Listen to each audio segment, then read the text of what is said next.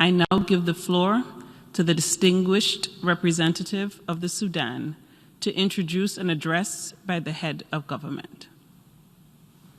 شكرا جزيلا سيدة الرئيسة.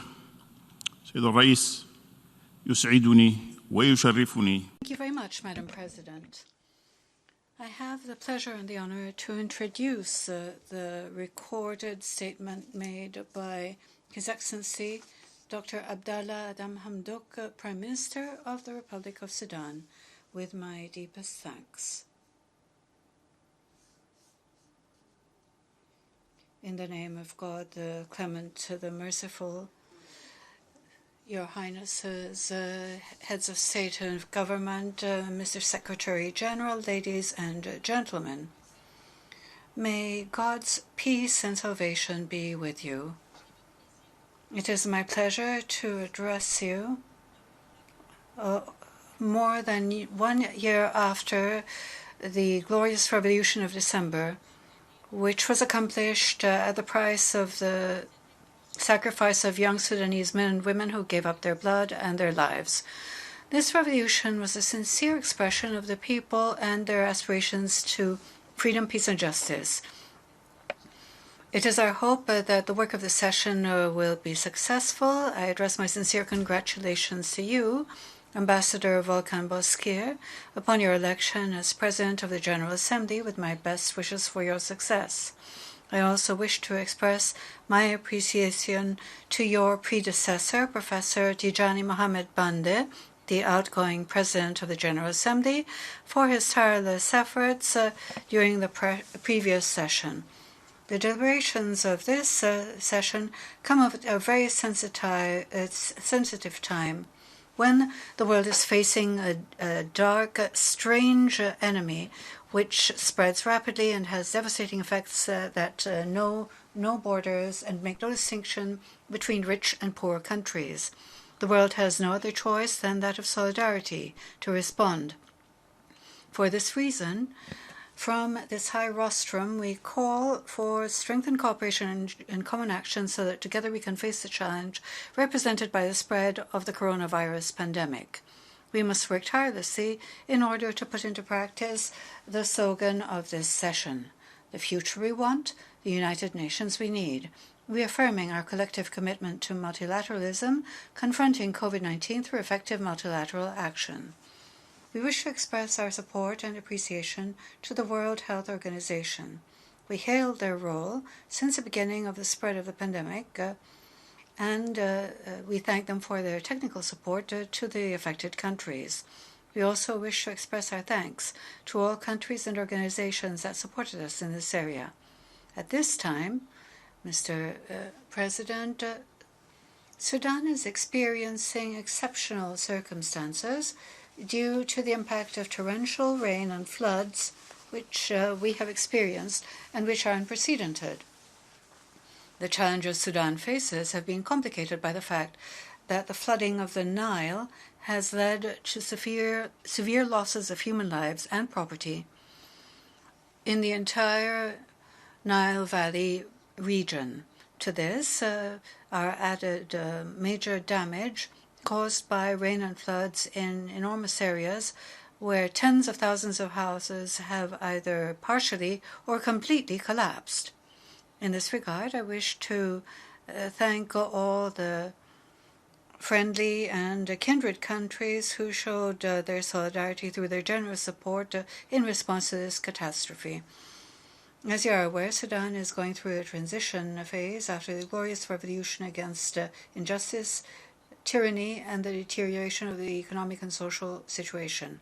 The transition government is addressing the major ambitions which led the Sudanese people to mobilize, making every effort in order to respond to the many challenges, including the restoration of peace and of the economy. The coronavirus pandemic has further complicated the situation for the transition government, which inherited a paralyzed economy, a weak, devastated service sector, particularly the health sector, which has been neglected for decades. Mr. President, it is important to preserve the values of multilateralism and international cooperation.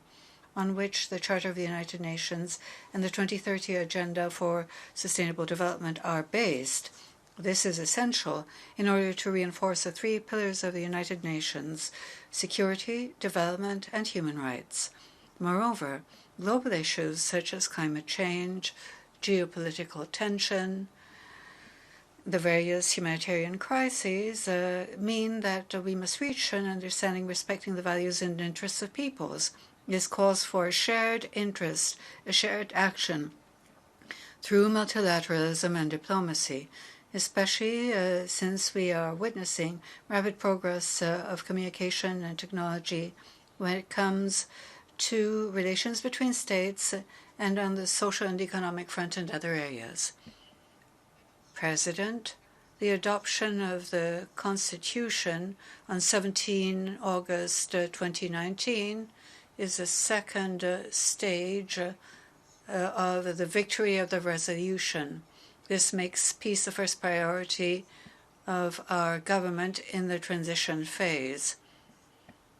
In this way, the peace process of Juba was launched, which was not only a negotiation between two protagonists, but also a process of dialogue between the partners of the revolution in order to achieve peace, a cessation of hostilities, and to deal with all of the root causes of the conflict through the Juba Peace Agreement, which will be ratified next October 3rd.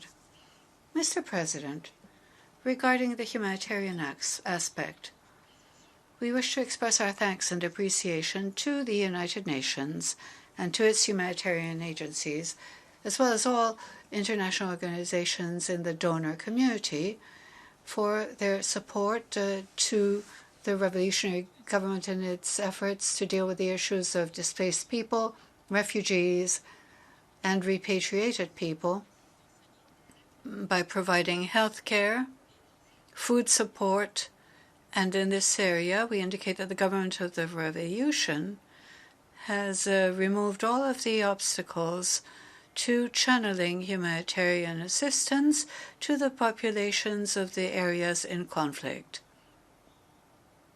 In this framework, as part of the National Plan for the Improvement of Humanitarian Action, and in order to ensure that needs are covered, the state is trying to reinforce all projects to improve the living conditions of refugees and displaced people in accordance with all international instruments and humanitarian law.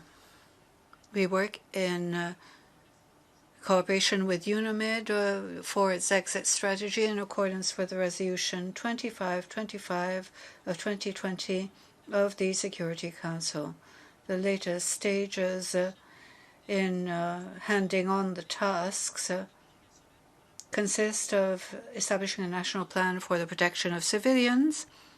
This document was published on May 21st as an official document of the United Nations. We have submitted the first interim report on the first phase on August 15th.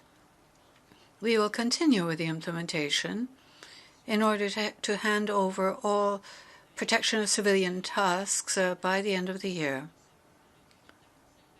Sudan will then host UNITAMS, the integrated mission of the United Nations for the transition in Sudan. On the economic front, Sudan's citizens are suffering even more because of the economic practices inherited from the obsolete previous regime. We have undertaken reforms in order to restructure the economy and make it more rational. The previous deformations had put a large burden on the shoulders of citizens. We will try to reduce the impact over the long term through a series of programs for families and providing social support for poor families, which will lighten the burden or the impact of these reforms. The objective is to strengthen production and to bolster agricultural and productive sectors. This will be done both in towns and in rural society. There is also the Silaku or My Merchandise program, which guarantees all essential goods for citizens. Mr. President, Sudan gives great importance to the rule of law on the national and international levels. We are making tireless efforts to reconsider national legislation and ensure that it is in harmony with international criteria and conventions. These efforts coincide with a number of domestic efforts to strengthen national capacity in order to make it possible for all institutions to take their responsibility in accordance with the Constitution and basic laws concerned. Since the rule of law on the national level is the responsibility of states and the government. The Constitution, Mr. President, gives particular importance to the issue of human rights. An entire chapter is dedicated to the implementation of the Constitution. The transition government has undertaken a series of positive steps in order to deal with the damage made during the previous totalitarian regime and to clean up the legislation, especially the laws which repressed freedom, also to strengthen the role of women and protect their rights, to guarantee the freedom of expression and speech, the right to peaceful assembly, and to fight impunity. The transition government is strengthening cooperation with the international community, and we have reopened the State Office of the High Commissioner of Human Rights. It was reopened in September 2019 and began its work in January of this year. As part of the return of Sudan to the international system, we greatly appreciate Germany's initiatives, supported by other countries, to establish a group of Friends of Sudan in order to create a group of countries assisting Sudan to return from its isolation after a period of over 30 years.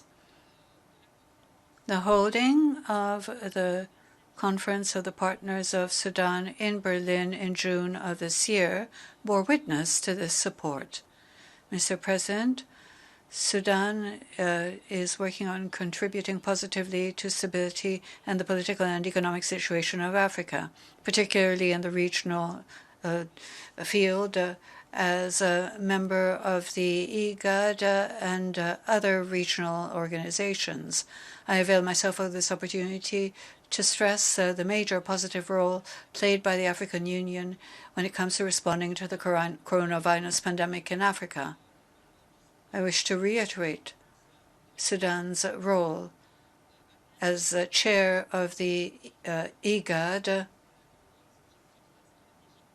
in order to harmonize its strategic objectives with that of individual states. The latest regular session of the IGAD welcomed Sudan's return to the organization and its role as chair, and expressed support for peace, security, the promotion of women's rights, and specific assistance for the Sister Republic of South Sudan, as well as another summit meeting to respond to the coronavirus. Mr. President, Sudan expresses its solidarity with the victims of terrorism wherever they may be in the world. We condemn terrorist attacks. We actively cooperate with international and bilateral efforts to fight terrorism and terrorism financing. We are doing this through our commitment to international resolutions and the relevant Security Council resolutions. Mr. President, Sudan, with the blood of its martyrs, has gone through decades of tyranny, injustice, and social deterioration. Despite all of this, this period of transition of the young, glorious revolution is experiencing many difficulties which call for the support of the international community in order to be able to carry out the government's projects and plans intended to improve the economic situation. Our prime concern is to obtain debt forgiveness and preferential treatment. This is part of the work of our friends at the Conference of Berlin. Also, Sudan's name should be removed from the list of countries that are sponsoring terrorism. Sudan has returned to the international fold after 30 years outside it. This must happen, but we need this assistance and the support in order to be able to do so. We hail the efforts of the U.S. government and the U.S. Congress to remove Sudan's name from the list of countries sponsoring terrorism. It is our hope that we will be able to accomplish projects of reconstruction and reform so that Sudan will become once again an active player on the regional stage and to contribute to the international community and work to create the future we want.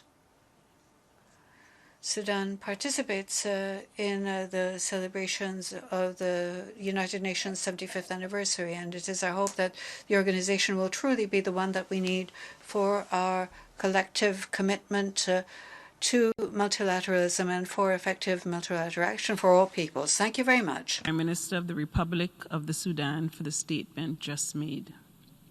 I now give the floor to the distinguished representative of Vanuatu to introduce an address by the head of government.